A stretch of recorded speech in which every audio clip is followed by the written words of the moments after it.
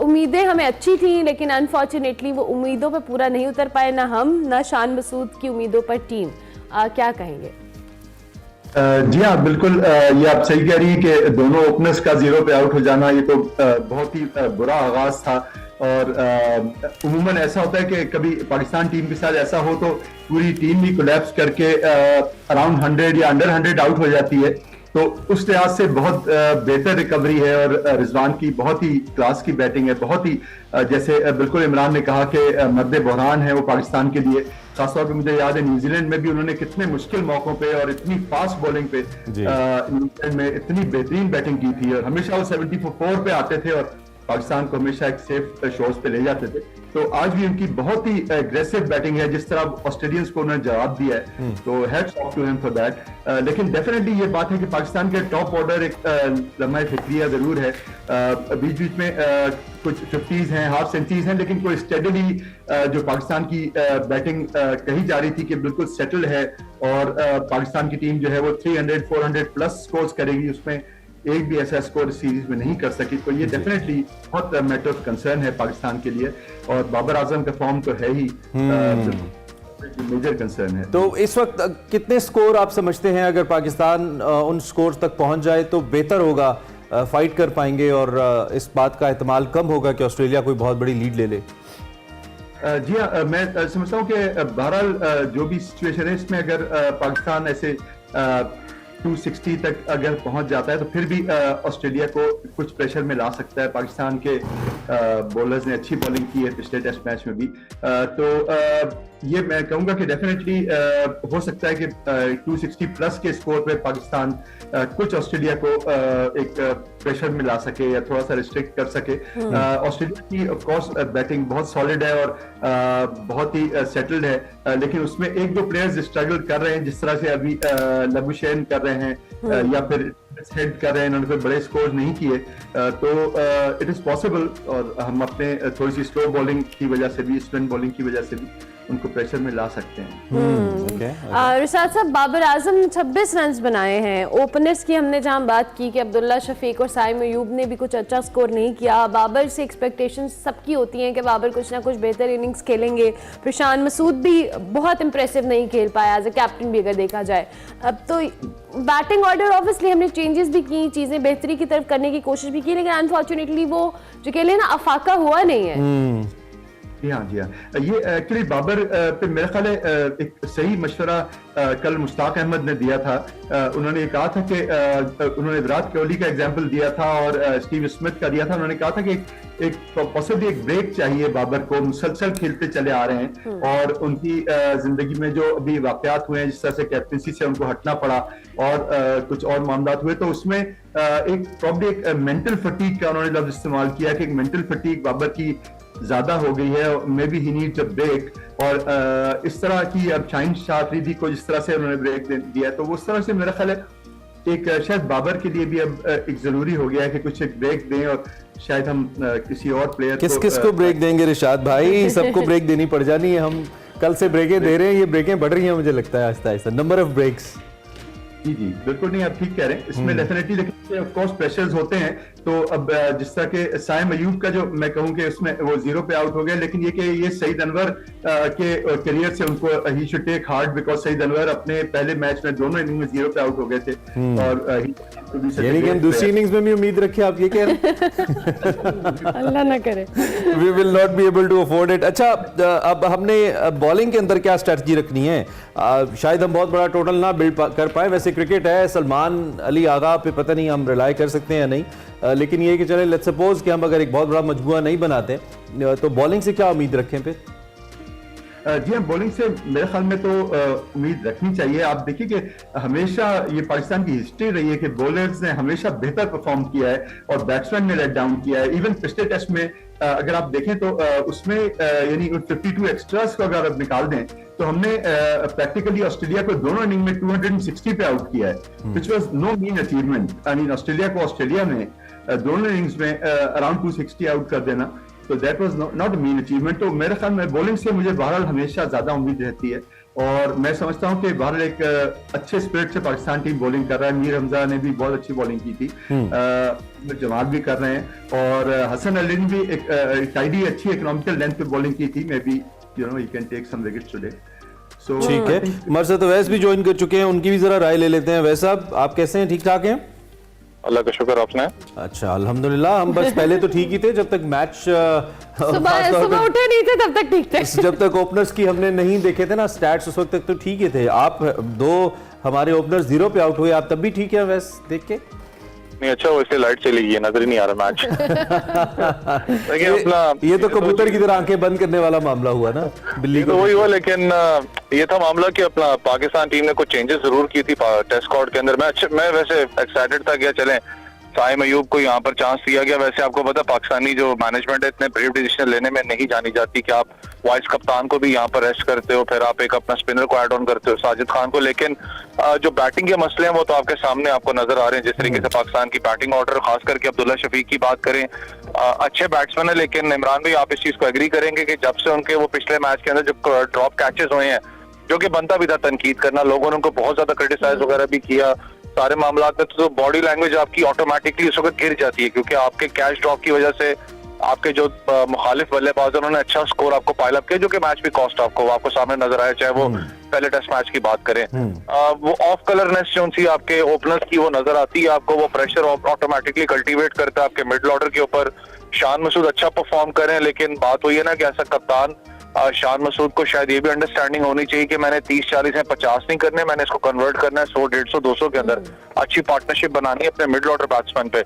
बाबर आजम, अल्लाह करे, मेरी ख्वाहिश है कि 2024 उनका अच्छा साल हो, जो कि बाबर आजम हम जाने जाते थे, लेकिन बहुत डिफरेंस नजर आता है बाबर आजम की। अगर आप बात करें तो ऑस्ट्रेलिया के अंदर ज्यादातर आपको क्लोज टू द बॉडी आपको जाके खेलना पड़ता है। मुझे याद है पिछले मैच में भी वो दिखा रहे थे कि बाबर आजम जो पहला मैच था उसके अंदर कितना अवे फ्रॉम द बॉडी खेल रहे थे बॉल को, दूसरे मैच में कुछ करीब जाके अपना बॉडी बॉल लेके वो खेल रहे थे, थोड़ा बहुत उन्होंने स्कोर किया। लेकिन बाबर आजम ये नहीं है जो कि दुनिया चाहती है। वो चाहते हैं द किंग का उनका नाम है, चेसिंग के अंदर वो अच्छे जाने जाएं, एक अपना जो स्टेडी पाकिस्तान टीम को चाहिए वो नजर आए बाबर आजम से। लेकिन अनफॉर्चुनेट है पाकिस्तान का जो एक बैटिंग वाला जो मसला है वो टेस्ट मैचेस के अंदर तो आपके सामने है। मैंने कहा कि और सिडनी की विकेट ये स्पिनिंग ट्रैक विकेट है, यहाँ पर स्पिनर्स को तीसरे चौथे पांचवें दिन बहुत ज्यादा मदद मिलती है, क्रैक्स भी पड़ते हैं।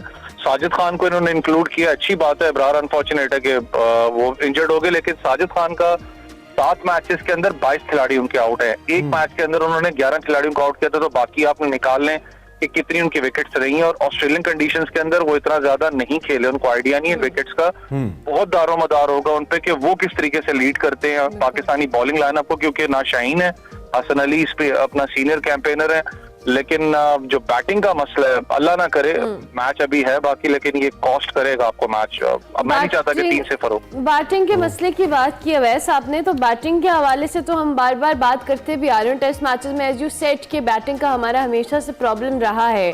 अब कैप्टन हो, उनकी परफॉर्मेंस उस तरह से नहीं है जो जिन प्लेयर्स के ऊपर हम रिलाय कर सकते हैं। दो के रिजवान ने बड़ी अच्छी इनिंग्स खेली है इस सारे सिनेरियो के अंदर, एक रिस्पॉन्सिबल इनिंग्स कहा जाए तो गलत नहीं होगा, लेकिन बाकी जो प्लेयर्स हैं उन पे रिस्पॉन्सिबिलिटी भी तो उसी हिसाब से आती है।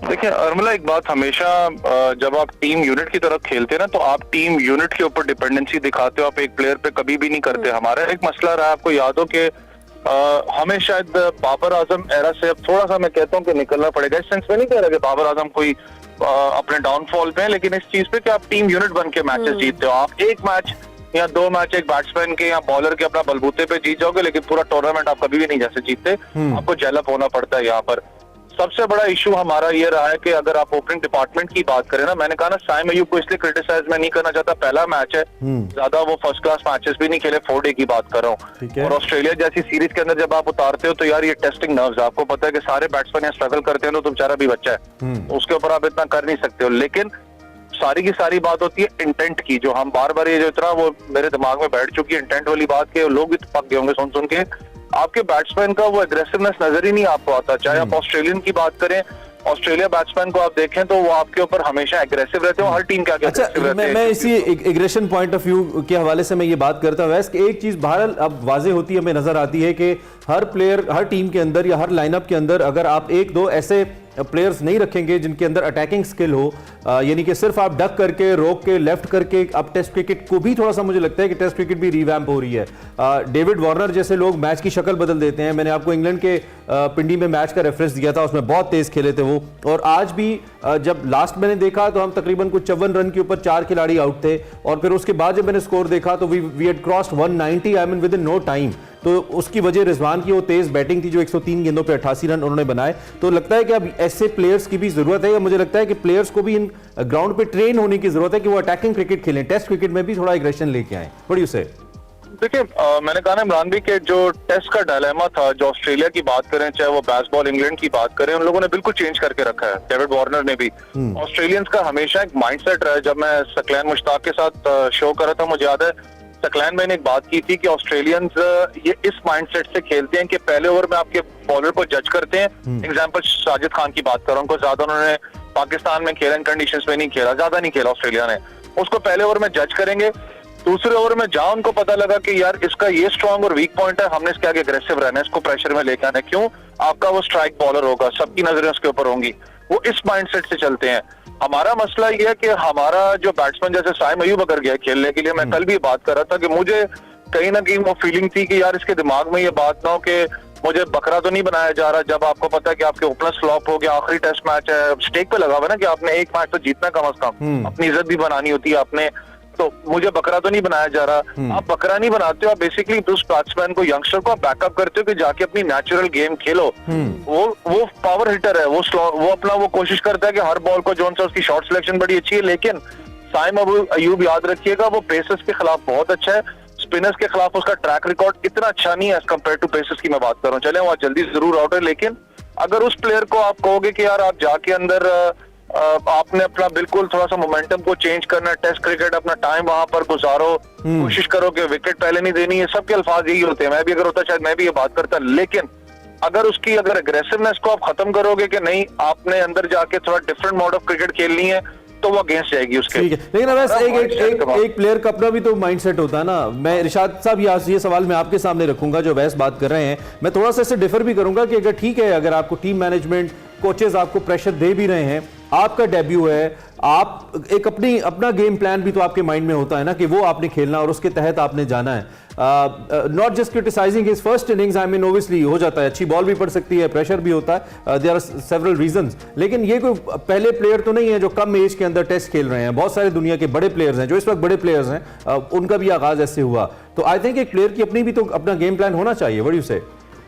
बिल्कुल, you are absolutely spot on. ये साइम अयूब 4-डे क्रिकेट भी खेलते हुए आए हैं और उसमें भी इनको तजुर्बा है, तो ये नहीं कि बिल्कुल नॉविस हैं, मतलब ये डेफिनेटली उनको एक इतना बड़ा टेस्ट मैच था, उसके लिए उनको डेफिनेटली एक अपने जहन में भी एक प्लान होना चाहिए था, एक स्ट्रेटेजी और एक अपॉर्चुनिटी थी उनके लिए। जी हाँ, और ये डेफिनेटली देखिए ये बात है कि इसमें और भी एक बहुत की पॉइंट है कि जो पाकिस्तान क्रिकेट टीम के लिए आइटनरी बनाई गई, वो इवन हफीज ने अब जाके कहा कि इतना पुअर आइटनरी थी कि उसमें हमें कोई प्रैक्टिस मैचेस नहीं मिले, बिकॉज माना ये होता था कि 4-4, 5-5 प्रैक्टिस मैच होते थे एक 3 टेस्ट सीरीज में, तो उससे बैट्समैन को हेल्प मिलती थी एक्लिमेटाइज होने में और पिचेस। लेकिन इस दफा एक ही प्रैक्टिस मैच था और दूसरा तो बड़ा हरिडली रखवाया गया था, तो that was also poor planning. इतने इंपॉर्टेंट टूर के लिए इतनी बड़ी गलती जो मैं समझता हूं कि अनपार्डनेबल है पाकिस्तान क्रिकेट बोर्ड के बिहाफ पे। और बिल्कुल ये आप बात सही कह रहे हैं कि हमारे बैट्समैन की टेक्निक जो है वो बहुत जरूरी कि इम्प्रूव हो, क्योंकि यहाँ पे इंडिया ने जो टेस्ट सीरीज जीती थी 2 साल पहले और फिर 2 मुसलसल टेस्ट सीरीज जीती इंडिया में, इंडिया, तो वो वजह ये थी कि उनके बैट्समैन की टेक्निक जो थी वो बिल्कुल अप टू द मार्क थी, और बिकॉज उनके अकेडमीज 1986 से काम कर रही हैं, तो हमारे यहाँ नेशनल क्रिकेट अकेडमी जो है वो बड़ा स्टेट ऑफ द आर्ट चीज है, वो $2.6 मिलियन से बनाई गई है। लेकिन अनफॉर्चुनेटली मैं खुद उसमें कई दफा मैंने विजिट किया, तो उसके जो वहां पे रूम्स हैं, वहां प्लेयर्स रह रहे हैं, वहां पे प्लेयर्स सो रहे हैं, उनका जिम खाली पड़ा होता है, तो उस नहीं किया जा रहा है। अच्छा इरशाद साहब, ये अभी एक स्टोरी भी मैं देख रहा हूं कि 2021 से अब तक पाकिस्तान ने दुनिया में सबसे ज्यादा 15 टेस्ट कैप्स बांटी हैं, और ये दुनिया में सबसे ज्यादा नंबर्स है, और इसमें तकरीबन 4 प्लेयर्स ऐसे हैं एज पर द रिपोर्ट जिन्होंने सिर्फ एक टेस्ट मैच खेला है। ये कैसे है? आई मीन क्या हम ठीक करें कि नए लोगों को इंडल्ज करें फौरन ही इंटरनेशनल क्रिकेट के अंदर, या नहीं? वो जो एक ट्रैक हम अक्सर डिस्कस करते हैं कि आपको एक प्रॉपर ट्रैक लेकर आना चाहिए, डोमेस्टिक खेलते हुए आना चाहिए, नीचे खेल के फिर आप ऊपर आएँ। कहीं हम जल्दी तो नहीं कर रहे हैं प्लेयर्स को लेकर, और शायद यही वजह है कि फिर वो ज़्यादा खेलते नहीं हैं। मीर हमजा की हम बड़ी एग्जांपल देते रहे हैं कि उन्होंने कितने साल पहले, कुछ 4-5 साल पहले उनका डेब्यू हुआ, एंड देन दोबारा उनका एक कमबैक हुआ। जी इमरान, और ये बात भी है कि देखिए हम लोगों ने पिछले 3-4 साल की जो आप बात करें उसमें खासतौर पे हम लोगों ने पीएसएल के परफॉर्मेंस पे प्लेयर्स को सिलेक्ट किया।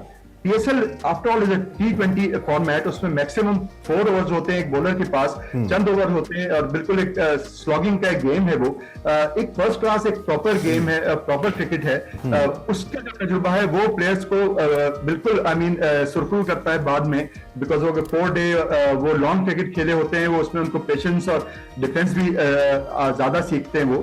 तो उस तरह की वो स्ट्रेटजी पे काम नहीं किया गया, शॉर्टर फॉर्मेट की बेसिस पे हम लोगों ने लॉन्गर फॉर्मेट के लिए सेलेक्ट किया, which was a bad strategy. तो ये बड़ा जरूरी है कि इन चीजों पे फोकस किया जाए। और फिर एक खालिद महमूद साहब फॉर्मर पीसीबी चेयरमैन ने कल एक बड़ी सही बात की कि जब टॉप पे आपका एक सेटल्ड पाकिस्तान क्रिकेट बोर्ड होगा, जब वो लोग क्रिकेट को समझते होंगे, वो प्रॉपर्ली लेके चलते होंगे, तो फिर उसका एक ट्रिकल डाउन इफेक्ट होगा जिसमें आप प्लेयर्स को देखेंगे कि वो भी बेहतर परफॉर्मेंस करेंगे। लेकिन अनफॉर्चुनेटली पाकिस्तान क्रिकेट बोर्ड के जो सरबराहात हैं वो हैंड पिक्ड सरबराहान रहे हैं, और वो अपनी फेवरेटिज्म की बुनियाद पर आए हैं, तो वो बोर्ड को चलाने से ज्यादा अपनी सीट बचाने में ज्यादा इंटरेस्टेड रहे हैं।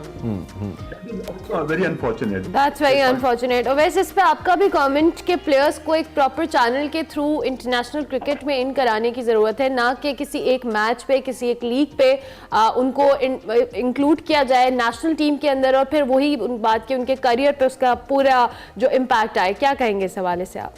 मतलब मैं क्योंकि अंडर 19 के साथ काम करता हूं, तो एक बड़ा एक अनफॉर्चुनेट चीज है, जब से ये लीग क्रिकेट स्टार्ट हुई है ना, तो जब आप अंडर 19 के प्लेयर के साथ उठे बैठे या काम करें, तो वो पता क्या करता है, वो शॉर्टकट ढूंढता है कि यार मुझे पता है मैंने कश्मीर प्रीमियर लीग कैसे खेलनी है, मैंने पीएसएल कैसे खेलनी है। क्यों? उसको पता है कि मैंने एक दो मैचेस के अंदर परफॉर्म किया, लाइमलाइट के अंदर हूँ, तो मेरा नाम जो है वो बोलने लग पड़ेगा, ट्विटर या सोशल मीडिया अकाउंट पे शोर सा मचने लग पड़ता है कि लड़का परफॉर्म करे, इसको लेके आए।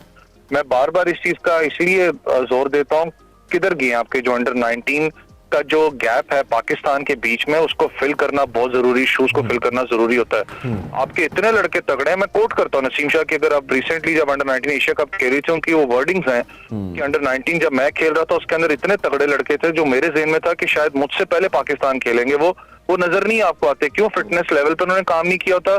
सबसे बड़ी चीज होती है आपके वसाइल आपको मार देते हैं, आपको ख्वाब आपका पूरा करने देते नहीं है बंदे को। लेकिन उस ख्वाब को तामीर में लेके आना, वो सबसे बड़ा काम तो पाकिस्तान क्रिकेट बोर्ड का है ना, कि पाकिस्तान ए के टूर्स किधर गए हैं, जो हम बार बार बात करते हैं, डेवलपमेंट की बात करते हैं। आप मुझे बताएं पाकिस्तान शाहीन्स ने आखिरी टूर कब किया? वो आप पिछले साल वो पता नहीं कब जाके किया था, उसके बाद कोई आपको टूर नजर नहीं है जहां पर आप लड़के ड्रॉप करते हो, आप वापस पाकिस्तान शाहीन्स में भेजते हो कि जाके परफॉर्म करो, डोमेस्टिक में करते हो। हमारे क्लॉज भी है क्रिकेट बोर्ड के अंदर कि जब आप पाकिस्तान खेलोगे तो आप फर्स्ट क्लास जो है कायदे आज़म ट्रॉफी, जो फर्स्ट क्लास आपके मैचेस है, उसको लाजमी आप खेलोगे। इतना ज्यादा उसको इंप्लीमेंट किया जाता है, वो आपके सामने की बात है। हमारे जो प्लेयर्स हैं वो खेलना नहीं चाहते। फिर स्पॉन्सर की अगर बात करूं, सबसे बड़ा जो इस वक्त मसला होता है कि स्पॉन्सर क्यों नहीं किसी फर्स्ट क्लास टीम को स्पॉन्सर करता। वो कहता है आपका बड़ा प्लेयर नहीं है जिससे लाइमलाइट मुझे मिले। हाँ, और जाहिर बात है उसका वो जो कमर्शियल एलिमेंट है वो उसको नहीं मिल रहा होता। ठीक है, वैसे thank you very much Rishad साहब, थैंक यू वेरी मच। आप दोनों साहिबान ने हमें ज्वाइन की, अपनी ओपिनियन हमारे सामने रखी। पाकिस्तान टीम बैटिंग बहुत अच्छी तो नहीं कर पाई, लेकिन फिर भी एक ऐसे टोटल तक हम 200 तक ज़रूर पहुंच गए हैं, जिसके बाद हम ये नहीं कह सकते कि बिल्कुल ही हमने जो है ना एक गिव अप कर दिया है। आई होप कि पाकिस्तान की बॉलिंग अच्छा रिस्पॉन्ड करे तो हम मैच में वापस भी आ सकते हैं।